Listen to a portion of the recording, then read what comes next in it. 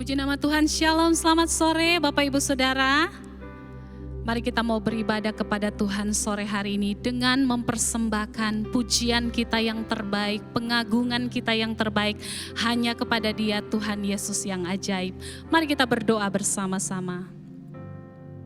Terima kasih buat anugerah-Mu, kasih setia-Mu Tuhan, yang sungguh tidak pernah berkesudahan dalam hidup kami. Sampai hari ini kami merasakan betapa Engkau Tuhan begitu baik, mengasihi setiap kami.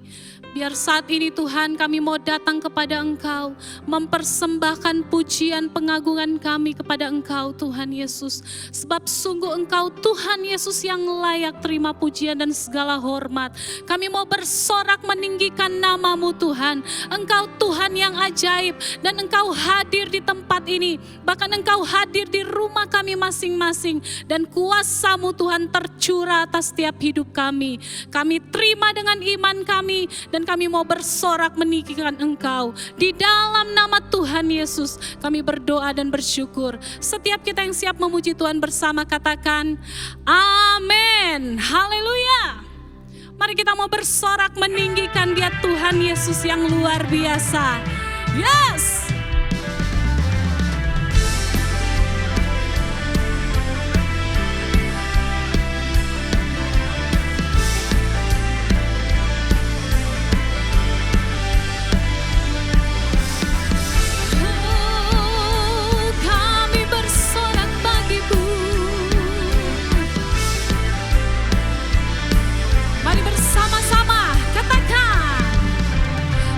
Batu karang yang teguh,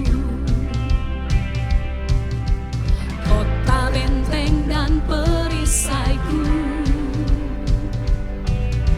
yang menang kalahkan maut, penyelamat yang bangkit dan hidup.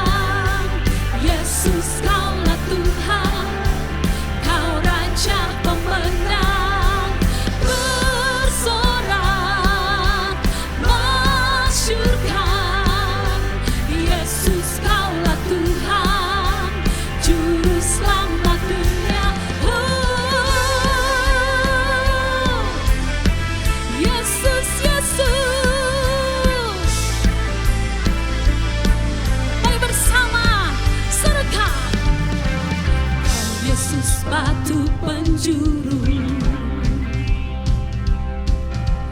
darimu-lah keselamatanku, yang menang kalahkan maut. Amin. Penyelamat yang bangkit dan hidup. Semuanya serukan. Haleluya, haleluya. Haleluya, haleluya.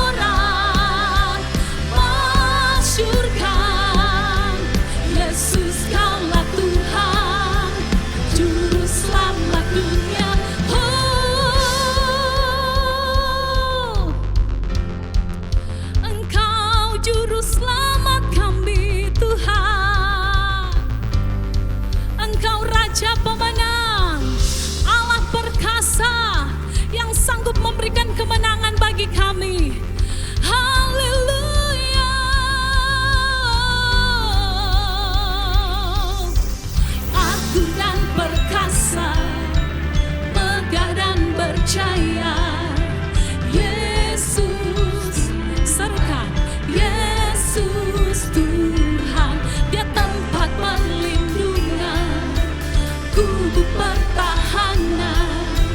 Yesus Tuhan, Yesus Engkau agung.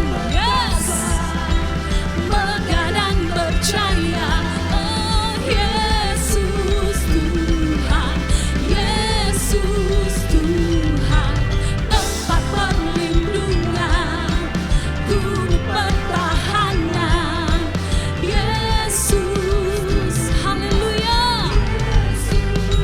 Berseru, bersorak, amin. Nyatakan, Yesus Kaulah Tuhan, Kau Raja. Bersorak, masyurkan, Yesus Kaulah Tuhan. Agung dan perkasa, megah dan berjaya. Yesus Tuhan, Yesus Tuhan, tempat perlindungan, tubuh pertahanan. Yesus Tuhan, Yesus Tuhan. Serukan haleluya. Kami tinggikan Engkau Tuhan, Raja di atas segala raja. Engkau yang hidup dan berkuasa sampai selama-lamanya.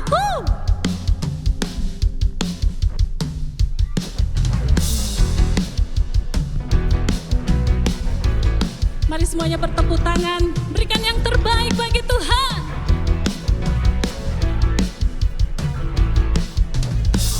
Terpujilah nama-Mu Tuhan, kuat dan penuh kemuliaan. Satu suara kami nyatakan, kebesaran-Mu tetap selamanya. Terpujilah nama-Mu Tuhan, amin. Ajaib dan penuh keagungan. Satu hati kami nyatakan, kerajaan-Mu kekal selamanya. Semuanya berseru. Oh, oh, oh, oh, oh, Engkaulah Raja atas dunia, yang menghancurkan kutub dan membebaskan jiwa. Kami bersorak, bertepuk tangan. Engkau Tuhan berjaya dan memerintah untuk selamanya. Yes, berpujilah nama-Mu Tuhan, ajaib dan penuh keagungan. Satu hati, yes, amin. Kerajaan-Mu kekal selamanya. Oh, oh, oh, oh, oh, Engkaulah Raja atas dunia, yang menghancurkan kutub dan membebaskan jiwa. Kami bersorak, bertepuk tangan. Engkau Tuhan berjaya dan memerintah untuk. Engkaulah Raja atas dunia, yang menghancurkan kutub. Oh, haleluya. Bersorak, bertepuk tangan. Engkau Tuhan berjaya dan memerintah untuk. Engkaulah Raja, amin. Engkau Raja di atas segala raja ya Tuhan. Yes, dan membebaskan jiwa. Amin. Engkaulah Raja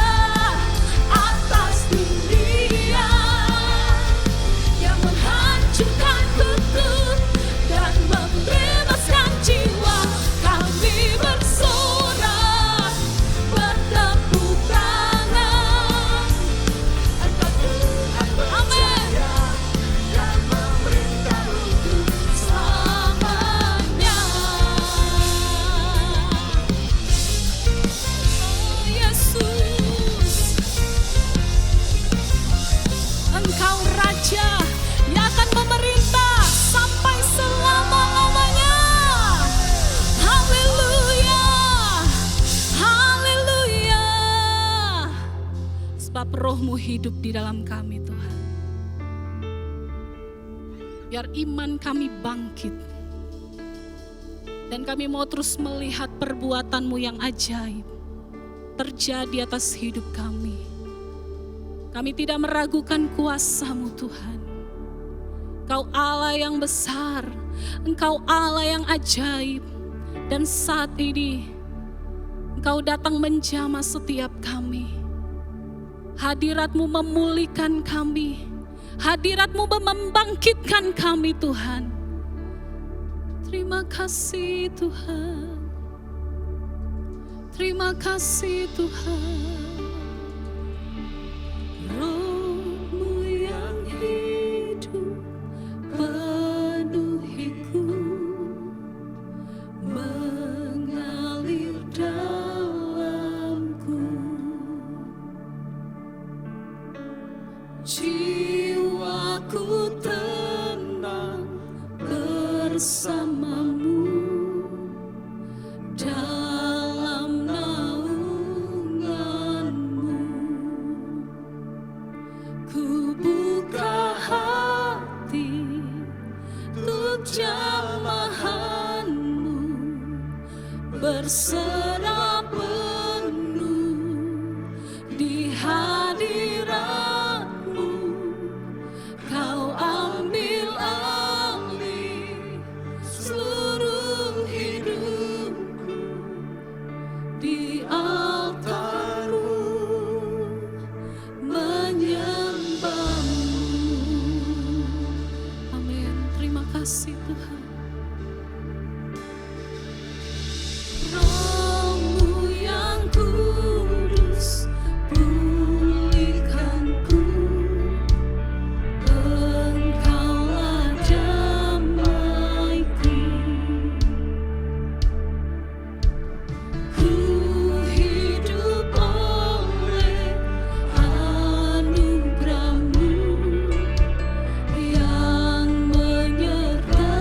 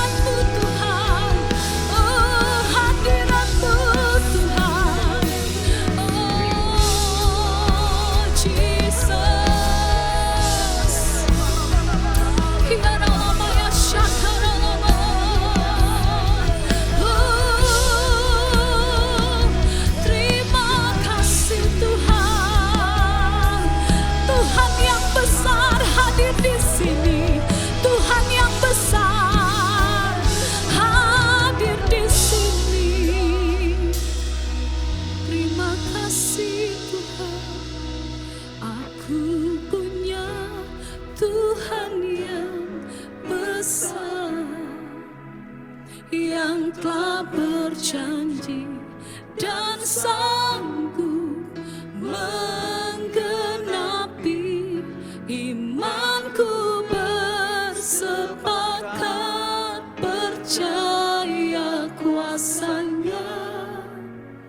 Ku terima sekarang kemenangan darimu. Aku punya Tuhan yang besar, yang telah berjanji dan sanggup menggenapi. Amin, yes Tuhan. Percaya kuasa-Nya. Ku terima sekarang kemenangan darimu. Mari engkau yang percaya angkat tanganmu. Aku punya Tuhan yang besar, yang telah berjanji dan sanggup menggenapi. Imanku bersepakat percaya kuasa-Nya. Ku terima sekarang. Lebih lagi serukan, aku punya Tuhan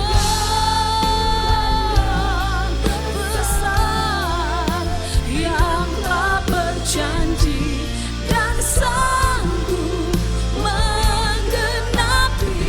Imanku bersepakat percaya kuasa-Nya. Ku terima sekarang.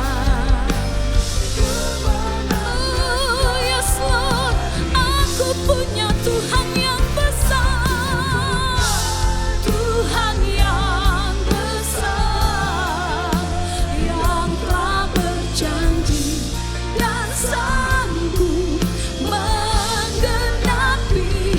Imanku bersepakat percaya kuasa-Nya. Ku terima sekarang kemenangan oh imanku bersepakat percaya kuasa-Nya. Ku terima sekarang kemenangan darimu. Imanku bersepakat percaya kuasa-Nya. Ku terima sekarang kemenangan darimu. Oh, haleluya.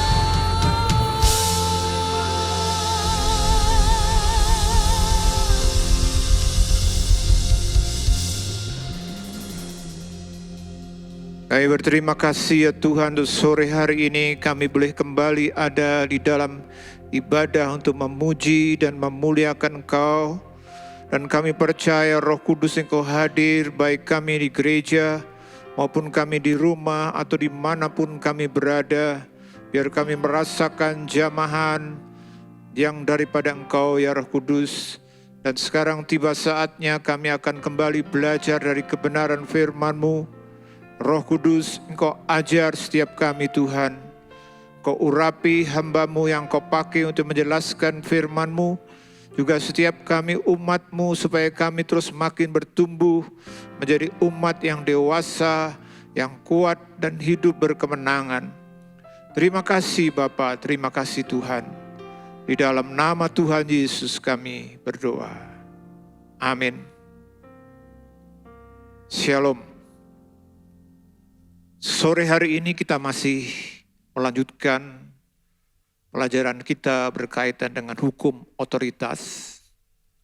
Sekali lagi dalam perenungan saya dengan Roh Kudus belajar dari firman Tuhan saya menemukan ada 10 hukum otoritas.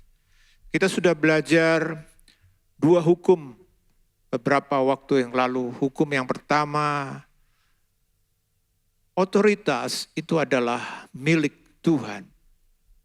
Kemudian hukum yang kedua berkaitan dengan tujuan, bahwa tujuan otoritas itu diberikan supaya kita bisa terlibat dalam pengembangan kerajaan Tuhan atau kerajaan Allah. Dan sekarang hukum yang ketiga, kita belajar berkaitan dengan otoritas, bahwa otoritas itu kaitannya dengan kuasa. Kuasa. Maka saudara-saudara, setiap kita kalau kita ingin berdampak dan khususnya berkaitan dengan kerajaan Tuhan, kita harus punya otoritas. Karena otoritas itu adalah hak, wewenang, kuasa, dan jalur berkat dari Allah yang diberikan melalui seseorang yang dipilih dan ditetapkan. Sehingga kalau saudara-saudara kita tidak punya otoritas, maka hidup kita akan menjadi hidup yang tidak berkemenangan. Tidak akan punya dampak. Nah, inilah sebabnya kita perlu belajar supaya setiap kita umat Tuhan betul-betul hidup dengan otoritas yang benar. Saudara-saudara yang dikasihi Tuhan, Allah sudah mempercayakan otoritas itu kepada Tuhan Yesus. Dalam Matius 28 ayat 18 dikatakan, Yesus mendekati mereka dan berkata, "Kepadaku telah diberikan segala kuasa di sorga dan di bumi." iya, pada waktu Tuhan Yesus mati, kemudian dia bangkit, dia memberikan amanat yang terakhir kepada para murid, rasul-rasul. Dia berkata, "Sekarang kepadaku telah diberikan segala kuasa di surga dan di bumi." Dan berkaitan dengan tugas pengembangan kerajaan Tuhan, kerajaan Allah di muka bumi, maka otoritas yang dimiliki oleh Tuhan Yesus itu juga didelegasikan secara khusus dengan batas-batas khusus kepada para rasul dan juga gerejanya, termasuk kita sekalian. Maka kalau kita baca dalam Matius 16 ayat 19 dikatakan, "Kepadamu akan kuberikan kunci kerajaan sorga. Apa yang kau ikat di dunia ini akan terikat di sorga. Dan apa yang kau lepaskan di dunia ini akan terlepas di sorga." ya, saudara juga bisa baca dalam Matius 18 ayat 18 sebagai penguat atau sebagai referensi yang mendukung. Saudara lihat, pada waktu Tuhan Yesus membangun gerejanya, Tuhan memberikan otoritas. Yang pertama, yang terutama dikatakan kepada para rasul yang waktu itu diwakili oleh Rasul Petrus, dikatakan, "Kepadamu akan kuberikan kunci kerajaan surga." Apa? Wewenang apa? Kuasa apa? Dikatakan dalam ayat atau kalimat berikutnya dikatakan, "Apa yang kau ikat di dunia ini akan terikat di surga. Apa yang kau lepaskan di dunia ini akan terlepas di surga." Ini sebuah otoritas yang luar biasa. Tuhan Yesus sudah mempercayakan dimulai dengan rasul-rasul yang memang merupakan dasar gereja.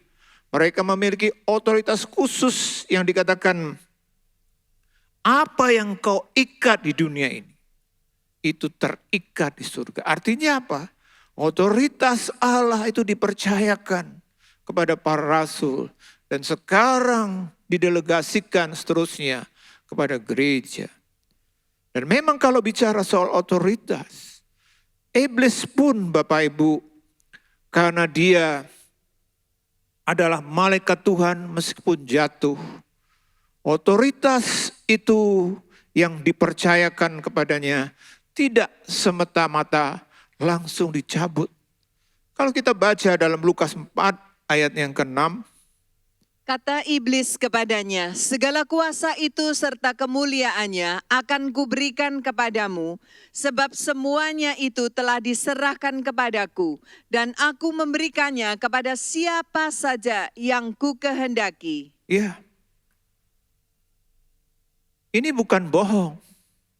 Kata-kata iblis bukan dusta. Pada waktu dia berkata kepada Tuhan Yesus, waktu Tuhan Yesus dicobai di padang gurun, salah satu tawaran yang diberikan iblis, dia bilang, kata iblis kepadanya, segala kuasa itu serta kemuliaannya akan kuberikan kepadamu. Saudara yang dikasihi Tuhan, iblis punya otoritas, khususnya untuk dunia yang berdosa ini. Maka kalau Bapak Ibu ingin mengalami atau mendapatkan kuasa, bukan hanya dari Tuhan. Iblis juga bisa dan akan memberikan itu kepada kita kalau kita mau, asal kita mau menyembah Dia. Ini dibuktikan dengan waktu Tuhan Yesus dicobai, Dia ditawari. Dengan penuh percaya diri, iblis berkata, segala kuasa itu akan kuberikan kepadamu. Tapi Bapak Ibu, meskipun iblis punya kuasa, tapi terbatas. Sifatnya terbatas dan akan ada saatnya diambil kembali oleh Allah sang pemilik otoritas.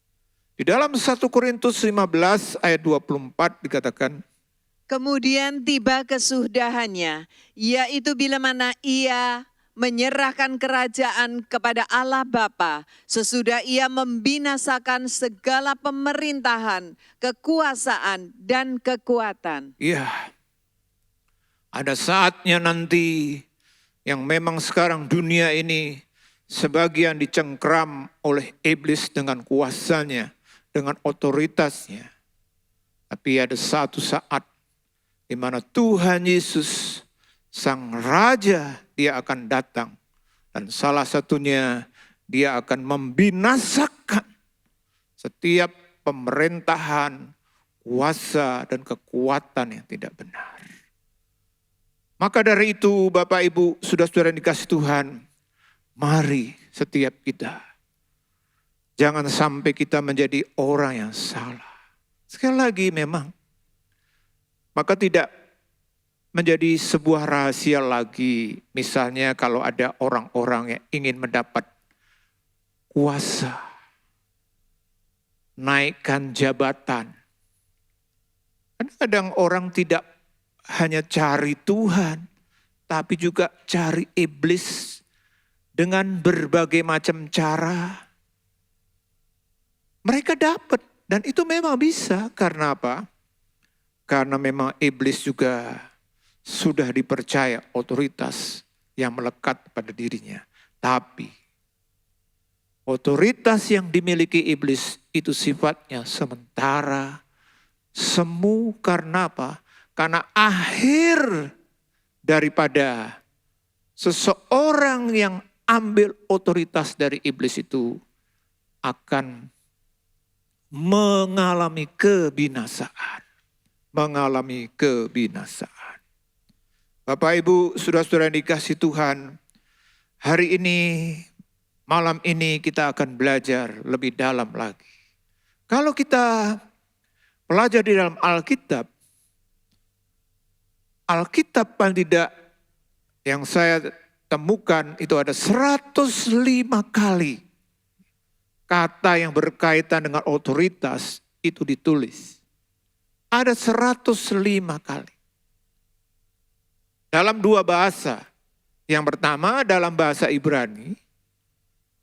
Waktu saya melihat di leksikon, ternyata 25 kata yang saya temukan. Yang mengandung arti salah satunya adalah otoritas. Walaupun sekali lagi kalau kita belajar bahasa Ibrani dan juga Yunani, seperti hanya dengan bahasa yang lain, satu kata itu bisa punya beberapa arti. Nah, ada 25 kata yang juga memiliki makna arti otoritas. Salah satunya saya tunjukkan sebagai contoh, itu kata Silton dalam bahasa Ibrani. Itu dikutip di dalam Pengkhotbah 8 ayat 4. Karena titah raja berkuasa, siapakah yang akan mengatakan kepadanya, apakah yang baginda buat? Ya, kata Silton itu menjelaskan tentang kuasa. Dan itu dikaitkan dengan raja. Kita tahu raja zaman dulu, bukan zaman sekarang, itu punya kuasa yang penuh. Punya otoritas penuh. Apa saja yang dia mau, dia katakan, dia inginkan, pasti terjadi. Makanya kadang-kadang dalam kepercayaan yang lalu, raja itu dianggap titisan dewa atau titisan Allah. Karena apa? Karena punya kuasa yang seperti Tuhan. Kalau dia berkata A, yang berkaitan dengan hancurkan, terjadilah kehancuran. Kalau dia berkata bangun, maka terjadilah pembangunan. Begitu luar biasanya otoritas itu Bapak Ibu. Sedangkan kalau kita pelajari dalam Perjanjian Baru, ada satu kata yang paling banyak, dan inilah yang coba saya eksposkan atau kita gali, kita temukan kebenarannya. Kata yang paling menonjol yang dipakai untuk menjelaskan tentang otoritas itu adalah kata exousia. Exousia. Nah, kata exousia ini dari kata exeti, yang berarti tepat, diizinkan, sah, bisa atau mampu. Nah ini. Nah, dari exousia ini saya menemukan dalam penelitikan saya sendiri, paling tidak ada 4 makna. 4 makna dari apa artinya otoritas berkaitan dengan kata exousia. Nah, kita akan belajar pada sore hari ini. Yang pertama, kata exousia itu berarti hak dan kebebasan bertindak. Di dalam Roma 9 ayat 21 dikatakan, Apakah tukang periuk tidak mempunyai hak atas tanah liatnya untuk membuat dari gumpal yang sama suatu benda untuk dipakai guna tujuan yang mulia dan suatu benda lain untuk dipakai guna tujuan yang biasa? ya, jadi hak atas tanah liatnya. Tanah liatnya mau dibentuk apa aja, itu haknya. Wewenangnya, kebebasannya. Kalau sang pembuat periuk ingin membuat model yang kotak, ya dia buatlah tanah liat itu kotak. Dia punya hak 100% terhadap apa yang dia miliki. Dalam 1 Korintus 9 ayat 4 juga dipakai kata ini. Tidakkah kami mempunyai hak untuk makan dan minum? Ya, hak mau apa aja. Nah, di dalam peradaban modern ini disebut dengan hak asasi manusia. Saudara yang dikasihi Tuhan, bukankah ini sekarang menjadi salah satu milik ya yang betul-betul sangat dihargai. Bahkan dalam perkembangan berikutnya, manusia dengan haknya itu bahkan dianggap sama dengan Tuhan. Itu yang terjadi dengan kehidupan peradaban modern sekarang ini. Jadi kalau si A misalnya sekarang ini di dunia tertentu sekarang sudah menjadi sebuah hal yang biasa. Saya mau memilih gender misalnya, laki-laki boleh, perempuan boleh, atau yang tengah juga boleh. sedemikian rupa. Dan kita harus tahu saudara-saudara, Tuhan memang memberikan otoritas, hak, kuasa atas diri kita. Jadi sebenarnya Bapak Ibu saudara-saudara, minimal kita itu punya otoritas mengatur diri kita. Maka kalau kita baca dalam Amsal 18 ayat 21, ini salah satu wujud bahwa kita itu punya kuasa atas diri kita. Dikatakan, Hidup dan mati dikuasai lidah. Siapa suka menggemakannya akan memakan buahnya. sudah lihat, hidup dan mati itu dikuasai oleh lidah. Jadi perkataan kita ini punya kuasa paling tidak untuk menentukan arah hidup kita masing-masing. Bukankah kita harus mengerti bahwa kita punya kuasa, punya otoritas?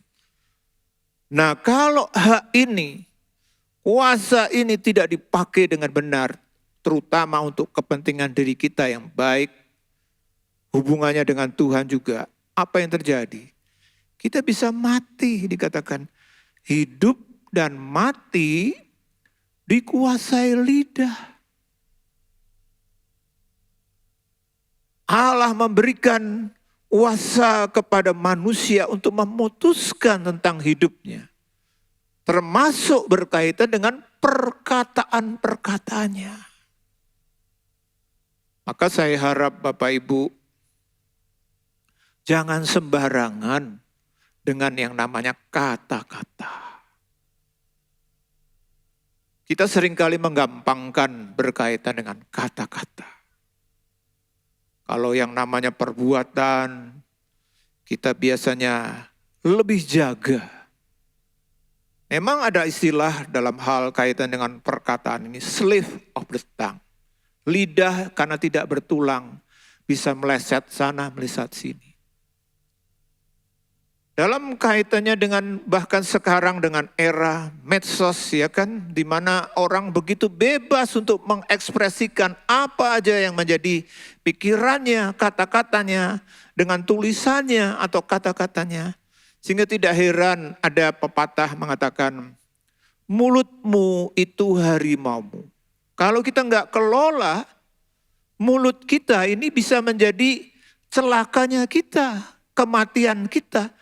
Itu dibuktikan dalam kehidupan yang sekarang ini yang semua serba bebas. Apalagi didasari atau dilingkupi dengan hukum-hukum ya sekarang pidana. Kita perlu hati-hati. Dan juga dengan Tuhan. Kalau Bapak Ibu pelajari dalam kehidupan bangsa Israel misalnya. Bangsa Israel itu kenapa tidak masuk ke tanah Kanaan? Gara-garanya salah satunya karena mereka mengatakan perkataan-perkataan yang salah. Dalam kitab Bilangan waktu mereka menggerutu dan berkata, lebih baik kami mati di sini di padang gurun atau di Mesir. Lalu Tuhan dengar dan Tuhan bilang, oke, apa yang kau katakan aku akan lakukan. Maka mari Bapak Ibu kita perlu belajar supaya kita bisa memakai hak kebebasan pribadi kita. Tidak hanya sekedar pokoknya saya pengen, saya senang. Jangan, termasuk juga dalam perkataan kita. Kalau sekarang mungkin dengan tulisan kita melalui WA atau mungkin Twitter atau mungkin yang lainnya, kita perlu mengerti ini. Nah ini arti yang pertama berkaitan dengan otoritas atau exousia. Yang kedua, saudara-saudara, otoritas itu adalah wibawa. Wibawa. Saya baca di dalam Kamus Bahasa Indonesia, arti wibawa itu adalah pembawaan untuk dapat menguasai dan mempengaruhi.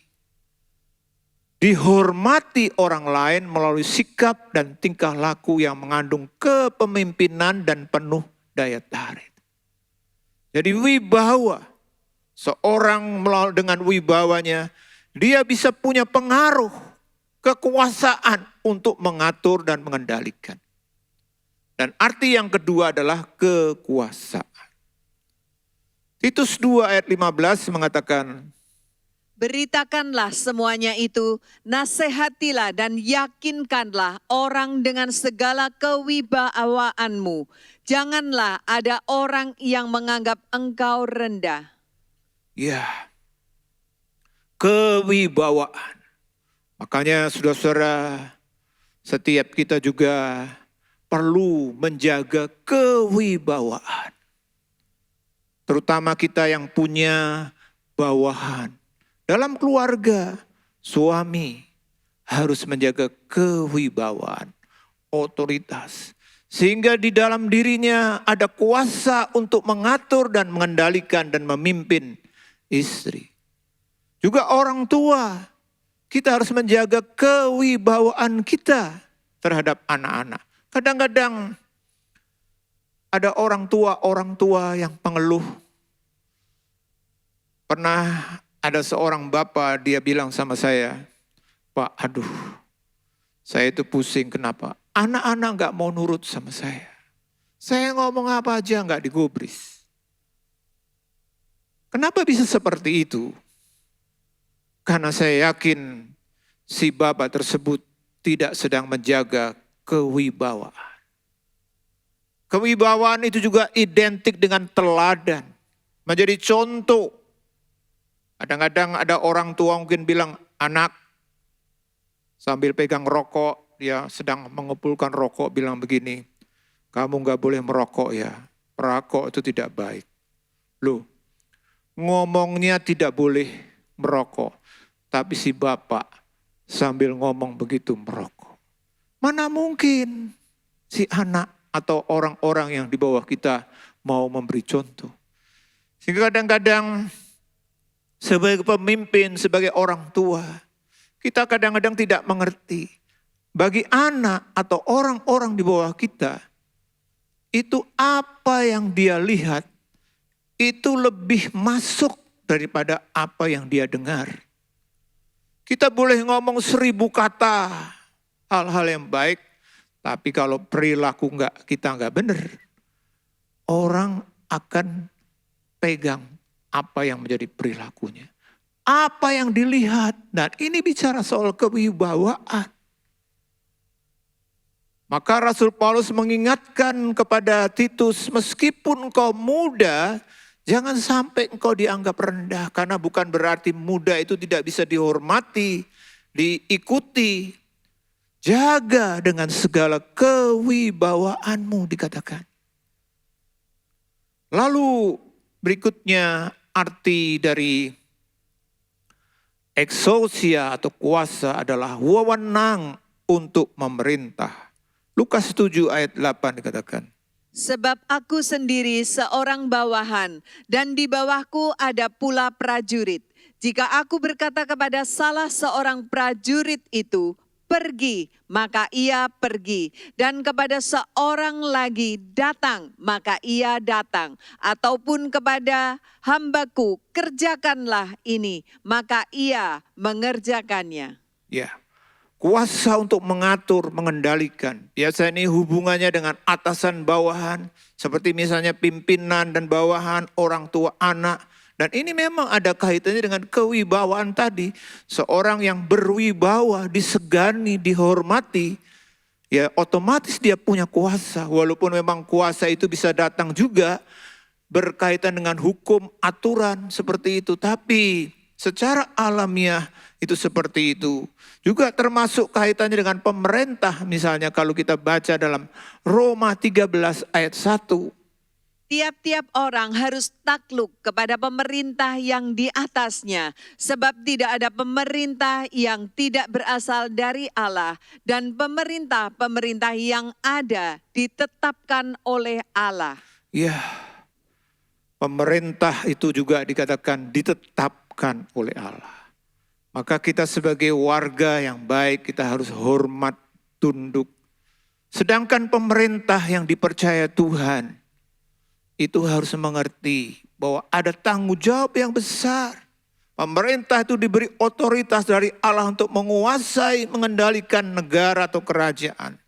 Maka sebagai para pemimpin yang merupakan bagian dari pemerintah, kalau Bapak, Ibu, saudara-saudara umat Tuhan, ada yang menjadi bagian dari pemerintah, itu artinya Tuhan sudah memberikan otoritas yang dipercaya. Mari jalankan dengan benar. Saat ini misalnya sedang terjadi perang Ukraina dan Rusia. Dan berbagai macam negara, terutama blok NATO dengan Amerika, mencoba untuk mendukung. Lalu juga Rusia mulai menyiagakan nuklir yang dimiliki.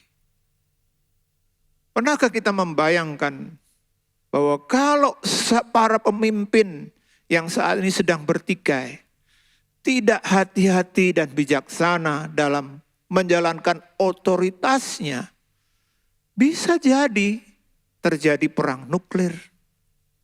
Bisa? Bisa. Sehingga sebenarnya dunia kita ini juga menjadi baik atau tidak baik, itu juga tergantung kita, terutama para pemimpin yang dipercaya. Saya bisa membayangkan kalau para pemimpin dunia, pemimpin negara, terutama yang punya otoritas yang besar, punya kuasa yang besar, punya bom nuklir, dan mereka semua lepaskan itu semua, dunia kita akan menjadi dunia yang hancur. Saudara bisa mengerti begitu luar biasanya kuasa dari otoritas itu. Hancur, terbangun, atau apapun, itu bisa terjadi karena otoritas. Dan yang keempat, saudara-saudara, arti dari otoritas itu adalah kuasa. Lukas 9 ayat 1 dikatakan, Maka Yesus memanggil ke-12 muridnya, lalu memberikan tenaga dan kuasa kepada mereka untuk menguasai setan-setan dan untuk menyembuhkan penyakit-penyakit. Lalu Lukas 10 ayat 19, Sesungguhnya aku telah memberikan kuasa kepada kamu untuk menginjak ular dan kalajengking dan kuasa untuk menahan kekuatan musuh sehingga tidak ada yang akan membahayakan kamu. ya, orang yang punya otoritas artinya di dalam dirinya bukan hanya sekedar kedudukan yang tinggi, pangkat, tapi juga di dalam otoritas itu ada kuasa. Kuasa, dikatakan kuasa untuk mengusir setan, kuasa untuk menyembuhkan penyakit. Dan ini diberikan kepada kita. Kenapa? Karena sekali lagi tujuan daripada berotoritas itu adalah mengembangkan kerajaan Allah. Makanya kalau kita baca dalam 1 Korintus 12 ayat 8-11, ini bicara soal kuasa yang diberikan. Sebab kepada yang seorang roh memberikan karunia untuk berkata-kata dengan hikmat. Dan kepada yang lain roh yang sama memberikan karunia berkata-kata dengan pengetahuan. Kepada yang seorang roh yang sama memberikan iman. Dan kepada yang lain ia memberikan karunia untuk menyembuhkan. Kepada yang seorang roh memberikan kuasa untuk mengadakan mujizat. Dan kepada yang lain ia memberikan karunia untuk bernubuat. Dan kepada yang lain lagi ia memberikan karunia untuk membedakan bermacam-macam roh. Kepada yang seorang ia memberikan karunia untuk berkata-kata dengan bahasa roh. Dan kepada yang lain ia memberikan karunia untuk menafsirkan bahasa roh itu. Tetapi semuanya ini dikerjakan oleh roh yang satu dan yang sama yang memberikan karunia kepada tiap-tiap orang secara khusus seperti yang dikehendakinya. Ya, saudara-saudara, saya coba gambarkan 9 karunia ini adalah karunia kuasa, karunia yang diberikan sehingga setiap orang yang punya itu punya otoritas. Nah, paling tidak ada bisa dikelompokkan menjadi 3 kelompok, ya. Yang pertama adalah kuasa perkataan. Melalui kata-katanya dia bisa membangun, menghancurkan, atau sebaliknya. Itu paling tidak ada 3. Yang pertama adalah karunia berbahasa roh. Melalui berbahasa roh ini kita juga bisa bernubuat kalau kita ditafsirkan bahasa rohnya. Makanya 2 hal ini adalah seringkali dalam pelayanan kejemaatan saling terkait. Saudara yang mendapat karunia berbahasa roh pada waktu ibadah, pelayanan, minta juga supaya ada penafsiran bahasa roh. Sehingga itu bisa menjadi sebuah kata-kata yang membangun, yang menyembuhkan. Dan itu ada kaitan juga dengan yang namanya nubuat ini. Nah, ini adalah kuasa perkataan. Berbahasa roh, menafsirkan bahasa roh, kemudian nubuat. Lalu kelompok yang kedua adalah kuasa pewahyuan. Pada waktu kita mendapat karunia ini, maka kita akan mendapat karunia yang menyingkapkan. Yang pertama adalah perkataan pengetahuan, berkata-kata dengan pengetahuan. Kalau kita mendapat, kita punya kuasa untuk bisa menyingkapkan hal-hal yang tersembunyi. Yang orang lain tidak tahu, Tuhan kasih tahu kepada kita bisa mengerti. Lalu juga perkataan hikmat, ini adalah perkataan yang membuat terobosan jalan keluar. Kalau kita belajar Alkitab, kita menemukan salah satu contoh yang sangat fenomenal adalah yang diterima oleh Yusuf anak Yakub. Pada waktu Firaun mendapat mimpi, tidak ada seorang pun yang mengerti artinya. Lalu Yusuf dipanggil dan dia menjelaskan. Dengan perkataan pengetahuan dia menyingkapkan. Tapi bukan hanya perkataan pengetahuan. Kalau cuma berhenti sampai di situ. Yusuf tidak pernah dipercaya punya otoritas menjadi perdana menteri. Tapi karena perkataan hikmat dia bisa memberitahu ini loh. Firaun, tuanku harus melakukan ini. Akhirnya sang Firaun berkata, tidak ada orang yang seperti ini. Dari situ Yusuf dipercaya. Kemudian membedakan roh, ini bicara soal pelayanan pelepasan, di mana kita bisa melepaskan, mengusir roh-roh jahat. Kemudian kelompok yang ketiga adalah kelompok kuasa pekerjaan ajaib.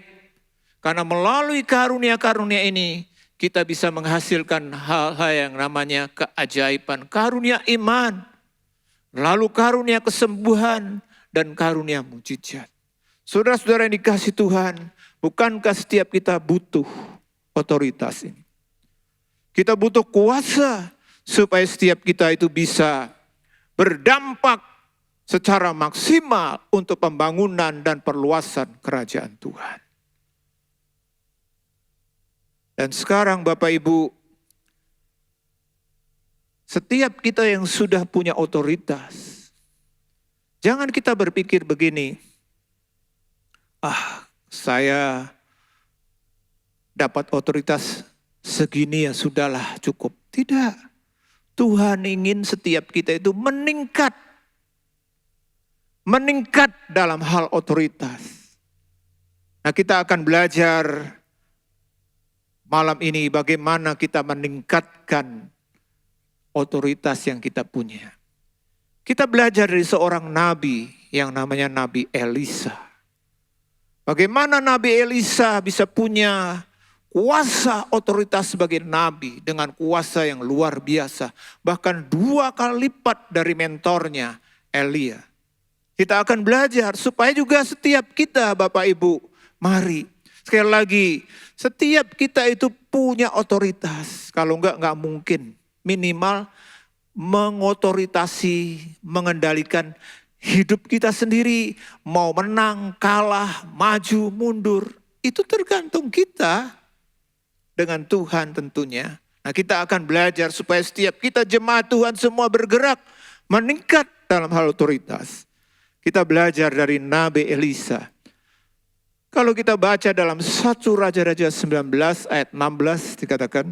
Juga Yehu cucu Nimsi haruslah kau urapi menjadi raja atas Israel. Dan Elisa bin Safat dari Abel Mehola harus kau urapi menjadi nabi menggantikan engkau. Ya, pada waktu Elia setelah dia menang melawan nabi-nabi Baal yang jumlahnya 450, dia merasa seperti waktunya sudah habis.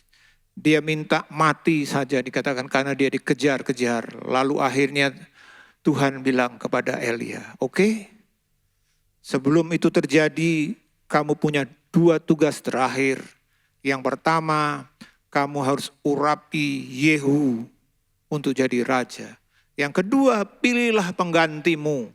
Dalam hal ini Tuhan tunjuk Elisa bin Safat. Lalu waktu itu kalau kita baca akhirnya Tuhan melakukan melalui Elia terhadap Elisa. Elisa menerima otoritas sebagai nabi menggantikan Nabi Elia. Namun saudara-saudara, untuk mendapatkan otoritas yang disebut double portion atau 2 kali lipat, itu dibutuhkan untuk membayar harga. Memang sekali lagi Elisa diberi otoritas menggantikan Elia. Tapi akhirnya kalau kita baca dan ikuti nanti, Elisa bukan hanya menjadi pengganti Elia, tapi bahkan dia meningkat kuasanya 2 kali lipat.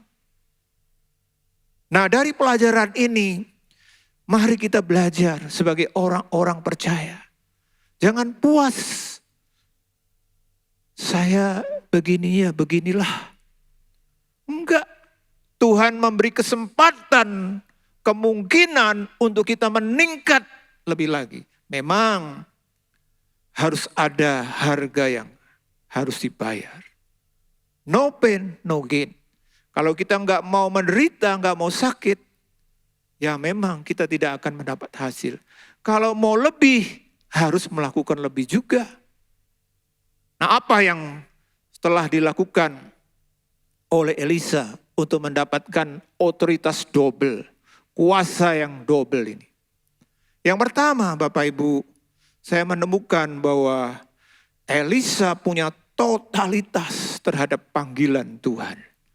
1 Raja-Raja 19 ayat 20 dan 21.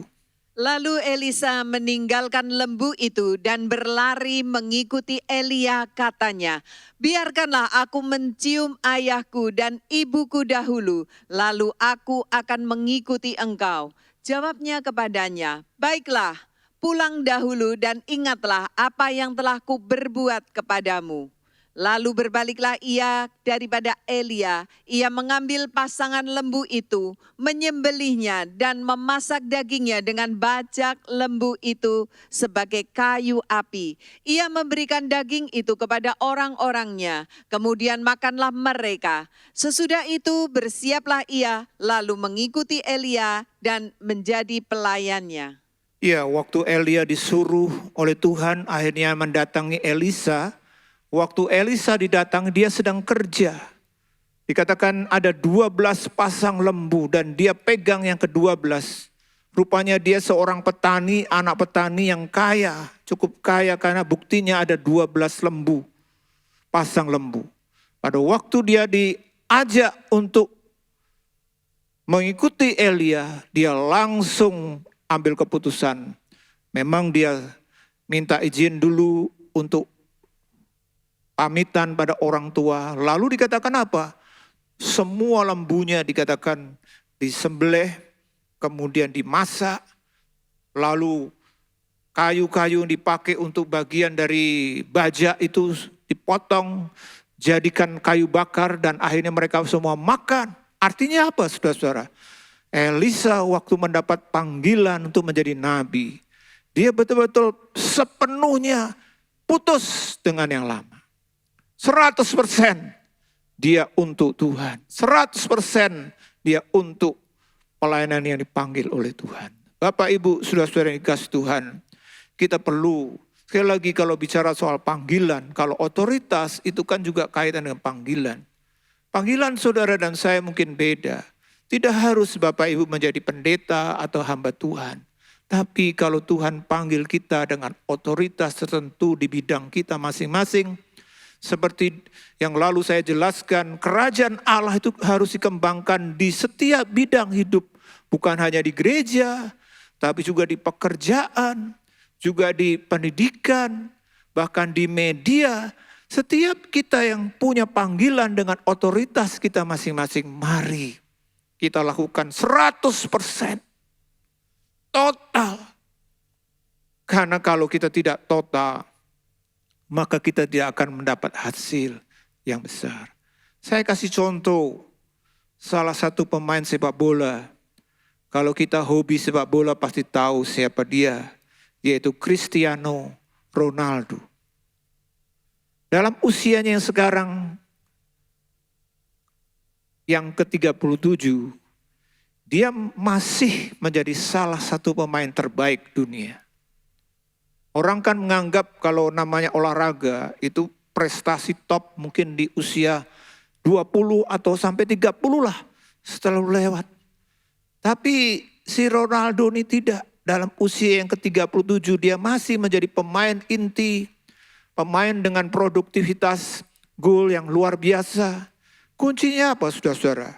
Ada beberapa hal yang saya temukan, ternyata dikatakan begini, Ronaldo sejak dulu dikenal sebagai pesepak bola yang diibaratkan bak robot katakan. Karena apa? Pesepak bola 37 tahun itu selalu datang ke tempat latihan paling awal ketimbang rekan-rekannya. Selain itu, Ronaldo juga kedapatan sebagai pesepak bola terakhir yang meninggalkan lapangan latihan. Itu membuktikan komitmen yang total untuk sepak bola. Ronaldo mau habis-habisan. Yang lain belum datang latihan, dia sudah datang. Waktu selesai latihan, yang lain pulang, Ronaldo masih tambah latihan. Saudara, pantas dia punya posisi yang seperti ini. Kita perlu belajar dari kebaikan ini. Karena Tuhan sendiri menginginkan setiap kita, dimanapun kita dipanggil oleh Tuhan, mari kita melakukannya dengan total. Jangan setengah-setengah. Kenapa? Kalau kita membayar setengah, kita dapatnya juga setengah. Kalau kita membayar 100%, kita juga akan dapatkan 100%. Saudaraku, itu yang terjadi dengan Elisa. Kemudian yang berikutnya adalah Elisa mulai dari yang kecil. Kalau kita baca dalam 1 Raja-Raja 19 ayat 21c dikatakan, Sesudah itu bersiaplah ia, lalu mengikuti Elia dan menjadi pelayannya. ya saudara pikir kalau ikut pendeta besar, nabi besar, Elia, otomatis langsung, wah jadi asistennya, ikut sama-sama berkhotbah, mungkin enggak. Dikatakan jadi pelayannya. Mungkin bagian tukang bawa koper, cuci bajunya Elia, namanya pelayan ya kan. Tapi itulah yang harus dimiliki oleh seorang yang ingin memiliki kehidupan yang terus meningkat dalam otoritas kuasa dari Tuhan. Di dalam Lukas 19 ayat 17 dikatakan, Katanya kepada orang itu, baik sekali perbuatanmu itu, hai hamba yang baik. Engkau telah setia dalam perkara kecil, karena itu terimalah kekuasaan atas 10 kota. ya kadang-kadang orang berpikir bahwa kalau yang namanya kepercayaan besar itu harus dimulai juga dengan dipercaya besar. Ternyata tidak, Bapak Ibu. Hukumnya Tuhan tidak seperti itu. Dalam Alkitab kita menemukan orang-orang yang tadinya kecil seperti misalnya Daud. Siapa Daud pada awalnya? Dia hanya pengembala kambing domba yang jumlahnya cuma sedikit. Itu bisa dibuktikan pada waktu dia dipilih. Waktu dia disuruh, dia cuma mengembalakan beberapa kambing domba. Siapa yang akan menganggap dia? Tapi karena Daud setia dengan perkara yang kecil, Tuhan tahu dia dipercaya. Saudara yang dikasih Tuhan, hal-hal yang besar yang Tuhan percayakan kepada kita, itu justru dilihat Tuhan, dimulai Tuhan dari hal yang kecil.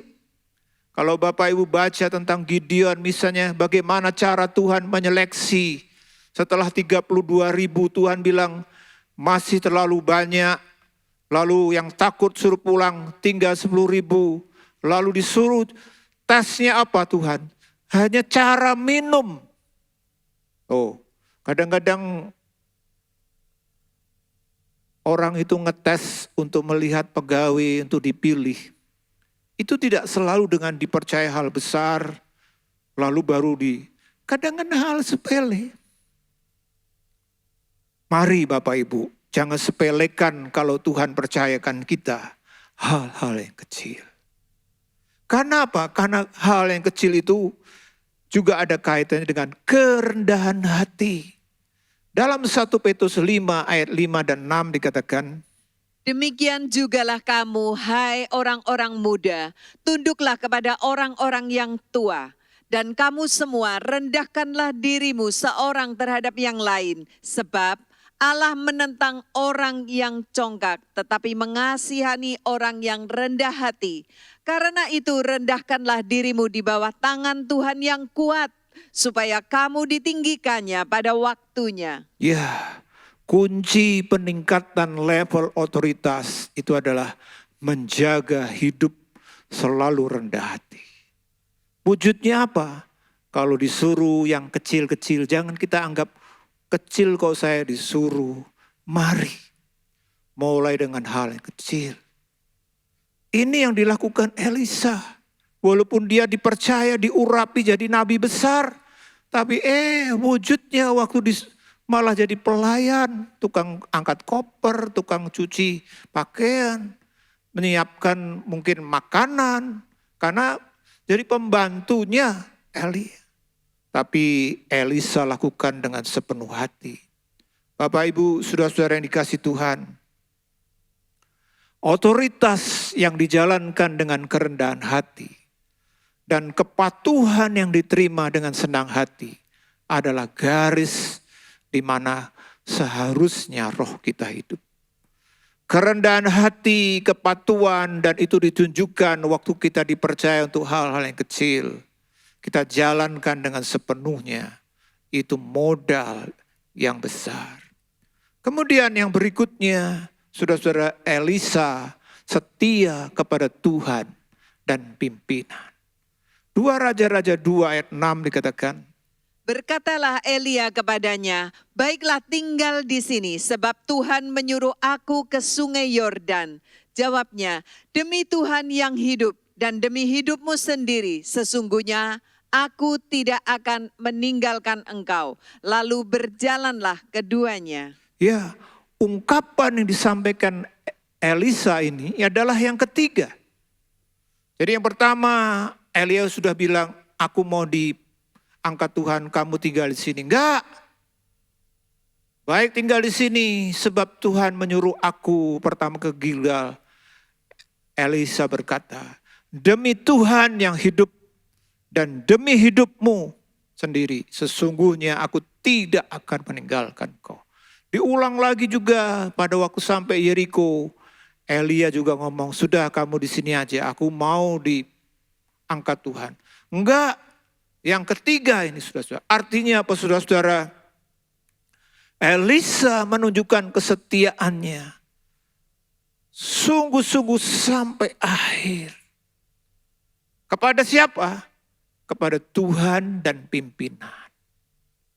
Bapak Ibu, kita sebagai jemaat, kita sebagai bawahan, siapapun kita, mari kita belajar untuk memiliki kesetiaan kepada Tuhan, tapi juga kepada pimpinan yang Tuhan percayakan untuk menjadi pimpinan kita.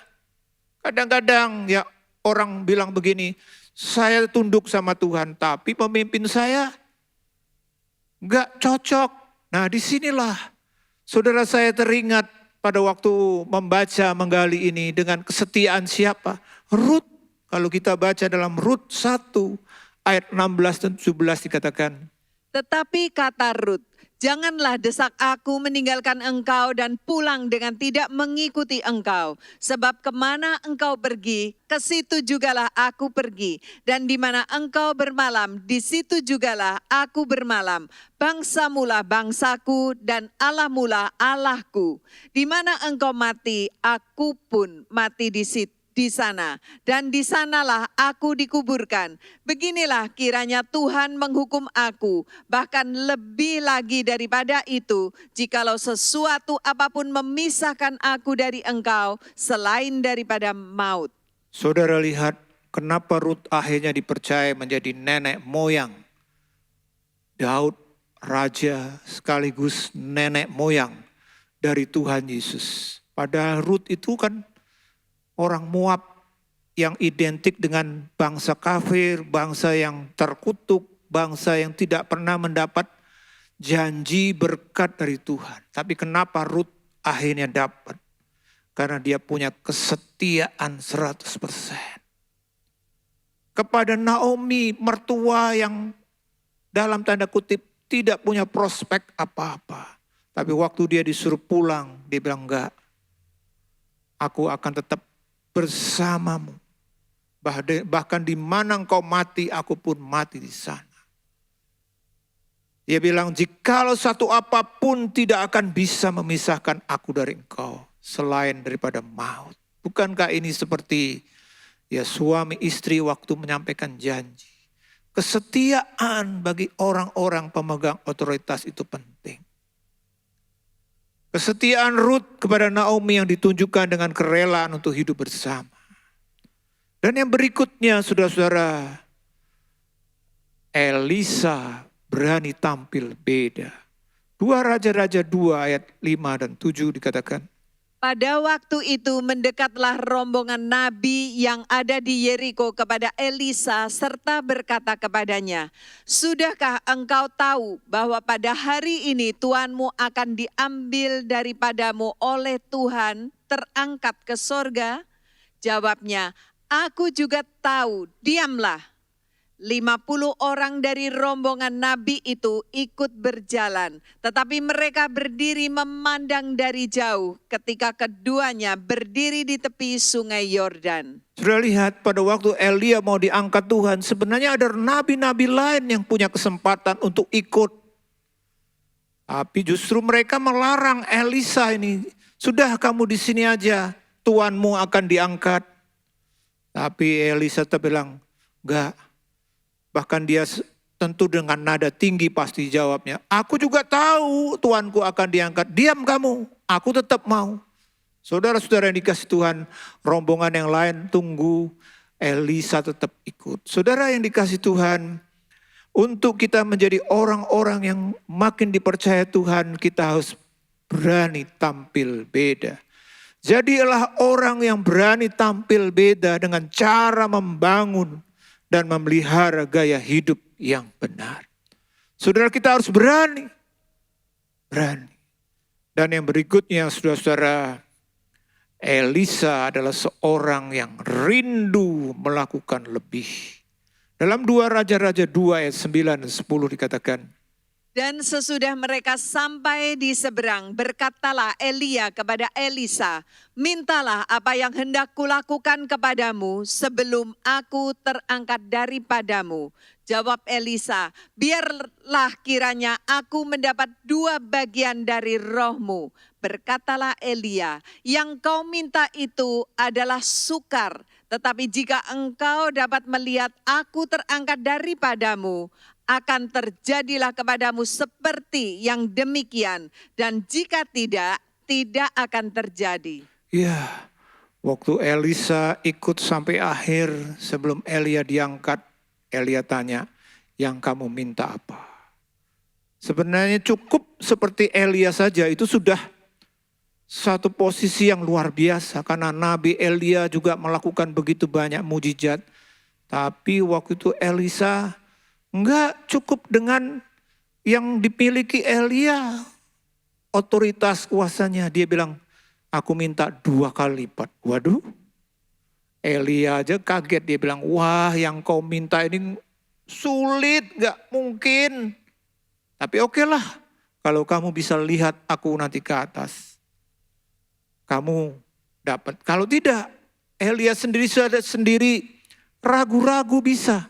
Tapi Elisa ingin lebih lagi. Saudara yang dikasih Tuhan, kita harus punya karakter ini, saudara-saudara. Dalam Matius 5 ayat 41 dikatakan, Dan siapapun yang memaksa engkau berjalan sejauh 1 mil, berjalanlah bersama dia sejauh 2 mil. ya, waktu Tuhan Yesus juga mengajar dalam khotbah di bukit, salah satunya bilang, kalau ada orang yang menyuruh kamu 1 mil jalannya, tambah 2 mil. Saudara, ini karakter. Kalau Bapak Ibu kita ingin meningkat dalam level otoritas kita, kuasa kita harus terus meningkat. Kadang-kadang ada orang kalau disuruh misalnya ya kan, ayo kerjakan 1. Belum tentu 1 itu dikerjakan, bisa juga cuma setengah. Ada kelompok lain disuruh 1, dia kerjakan 1. Tapi Elisa tidak. Waktu dia dipercaya 1, dia bilang enggak, saya mau 2. Bapak, Ibu, saudara-saudara, adakah kita memiliki sifat yang seperti ini dalam cara kita kerja, melayani? Kalau kita disuruh, ya saya coba kamu lakukan 1. Tapi kita tambah lagi. Kalau disuruh 1 mil, 2 mil, kerja 30, jadi 60. Nah inilah yang membuat seseorang itu akan terus bisa meningkat dalam level otoritasnya. Bagaimana Bapak Ibu saudara-saudara sekalian?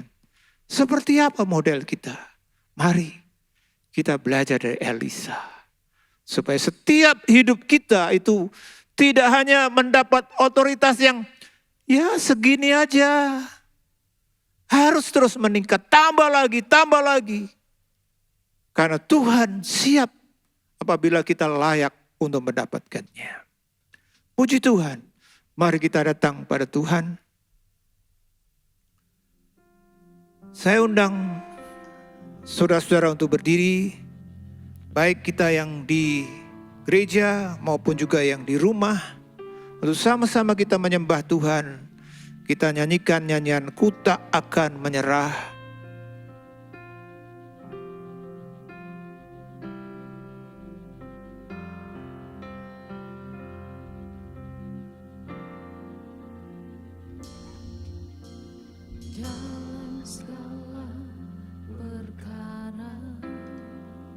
Tuhan punya rencana. Tuhan punya rencana yang lebih besar dari semua yang terpikirkan. apapun Pun yang kau perbuat, tak ada maksud jahat. tak ada maksud Oh haleluya. sebab itu kulah Haleluya Tuhan. Semua denganmu Tuhan. Tak akan menyerah pada apapun juga.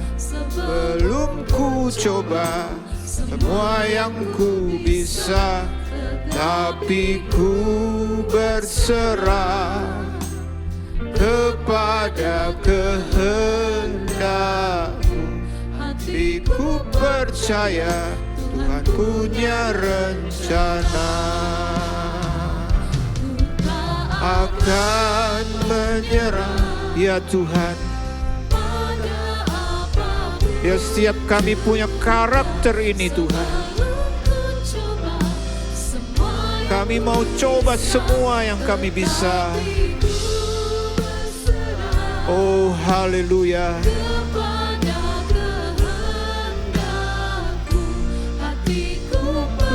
percaya Tuhan punya rencana.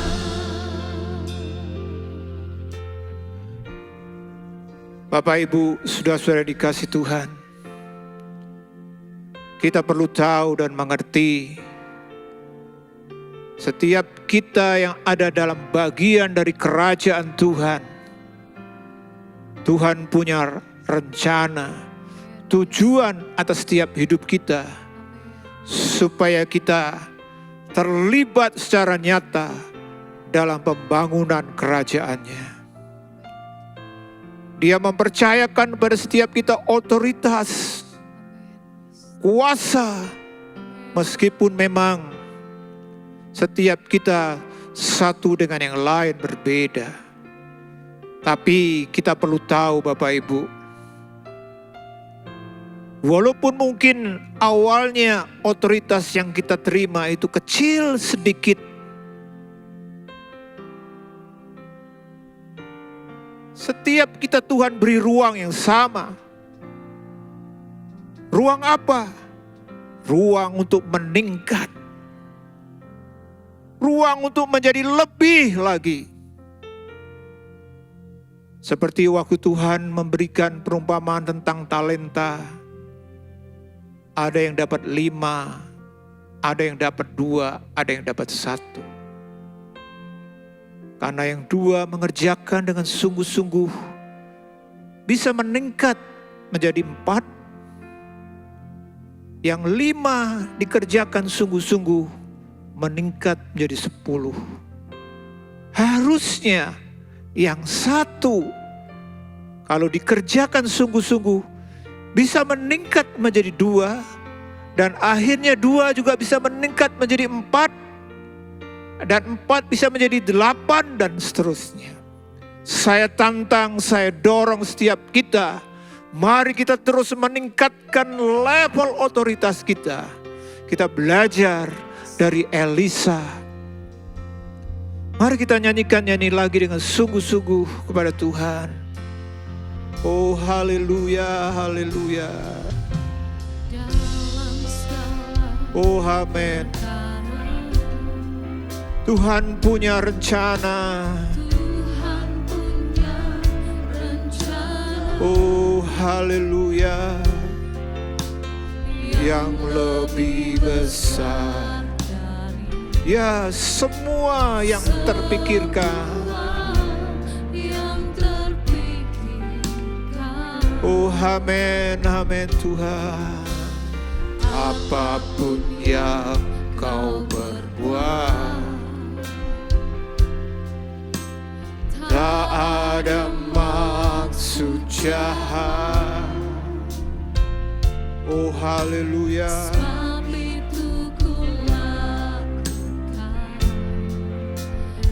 Semua denganmu Tuhan.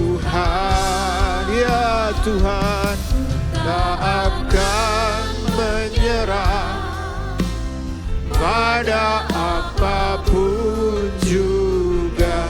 Sebelum ku coba semua yang ku bisa, ku berserah kepada kehendak-Mu. Ku percaya Tuhan punya rencana, akan menyerah. Amin Tuhan. Biar setiap kami terus meningkat, mencoba semua yang bisa. Oh haleluya. Berserah kepada kehendak-Mu. Hatiku percaya Tuhan punya rencana. Ku percaya Tuhan punya rencana. Oh haleluya. Hatiku percaya Tuhan punya rencana. Haleluya Tuhan. Haleluya Tuhan. Haleluya Tuhan. Haleluya Tuhan. Oh, haleluya. Haleluya. Kami percaya, Haleluya.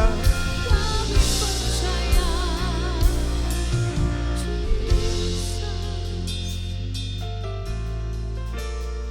Terima kasih ya Tuhan, Engkau adalah Tuhan yang besar. Dan Engkau juga menginginkan setiap kami bergerak untuk meraih kebesaran-kebesaran-Mu Tuhan. Tolong setiap kami mau belajar seperti Elisa. Sehingga tiap hidup kami mendapatkan double portion kami.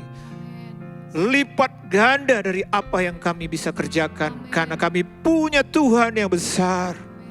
Kami punya Tuhan yang ajaib.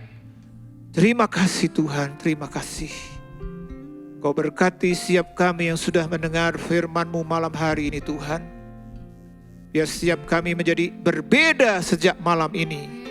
Kami mau lebih lagi Tuhan. Kami mau lebih lagi bersama dengan Kau. Terima kasih Tuhan, terima kasih. Kita akan angkat tangan kita untuk menerima berkat-Nya.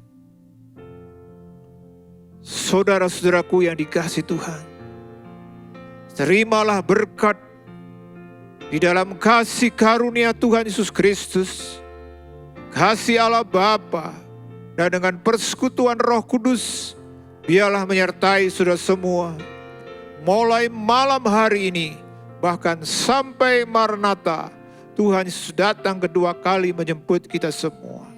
Haleluya, amin. Tuhan Yesus tidak berubah, tidak berubah, tidak berubah. Tuhan Yesus tidak berubah, tak berubah selama-lamanya. Haleluya, haleluya, haleluya, haleluya, haleluya, haleluya, haleluya.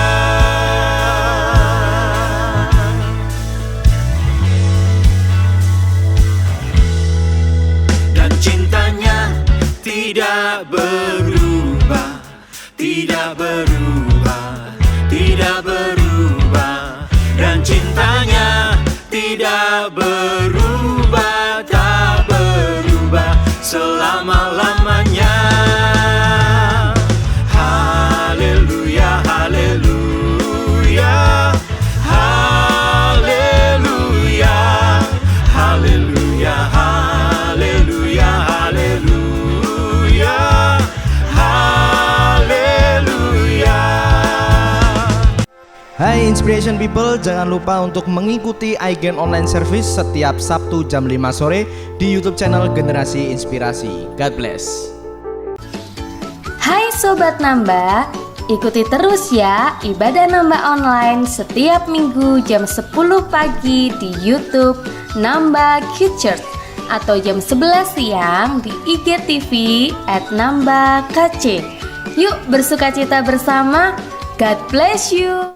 Penyaluran kolekte maupun persembahan lainnya dapat dilakukan melalui transfer ke nomor rekening gereja dengan nomor 009 707 2071 atas nama Megawati dan Lee Irwande atau dengan scan QR Code berikut ini. Bagi jemaat Tuhan yang rindu mendapatkan informasi seputar kegiatan gereja, renungan harian, dan lain-lain melalui WhatsApp gereja, Anda dapat mendaftar dengan cara ketik BC spasi on dan mengirimkan ke WA gereja dengan nomor 0815 7802 2000. Untuk mengikuti ibadah offline di gereja, jemaat dapat mendaftarkan diri di link berikut ini. Silakan mengisi data diri dan mengikuti protokol yang sudah ditentukan.